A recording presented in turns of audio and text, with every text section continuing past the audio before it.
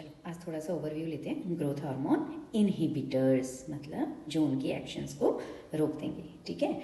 अच्छा, अब आप पूछेंगे मैम इसको याद कैसे करें, तो आपको याद करना है सोलो। तो ये अकेले ही ग्रोथ हार्मोन को कम कर देते हैं, ग्रोथ को कम कर देते हैं। तो solo is your somatostatin, L is your lanreotide, octreotide, ठीक है। सो लो। अच्छा, अब एक्शंस की बात करते हैं। तो हमें पता है ग्रोथ हार्मोन को बढ़ाता है, ठीक है, लेकिन हम यहाँ क्या दे रहे हैं, इनहिबिटर्स। तो जब हमने इनहिबिटर्स दिया, इसने क्या किया, पिट्यूटरी पर एक्ट करके ग्रोथ को डिक्रीज कर दिया। तो इसलिए हम किस में देते हैं, एक्रोमेगेली में देते हैं, ठीक है। इंसुलिन लाइक ग्रोथ फैक्टर 1 को इसने इनहिबिट कर दिया। पता है ना कहाँ होता है, ये लीवर में होता है।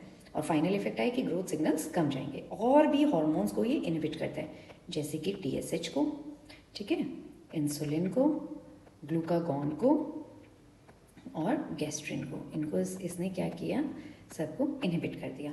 और मैकेनिज्म क्या होता है, इसका मैकेनिज्म यही होता है भाई, अदर हार्मोन्स को भी इनहिबिट कर रहा है, मतलब निकलने ही नहीं दे रहा है। तो इनहिबिट कर रहा है तो आपका inhibitory protein GI protein activate करता है, जो आपका CAMP होता है वो डिक्रीज होता है, ठीक है। और जितने भी हार्मोन्स होते हैं उसका सिक्रीशन कम हो जाता है, ठीक है। अब हम बात करें एक निमोनिक की, तो GIT, ठीक है, GIT को हम ऑफ कर देते हैं।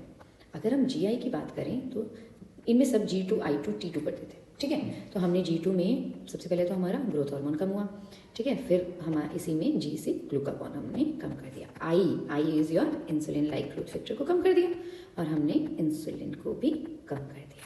T की बात करते हैं तो हमने TSH को कम कर दिया, राइट। और जो हमारे क्या कहते हैं, इंटेस्टाइनल सिक्रीशंस थे, ठीक है, T से इंटेस्टाइनल सिक्रीशंस, उनको भी हमने कम कर दिया। तो GIT को ऑफ कर देता है, ठीक है।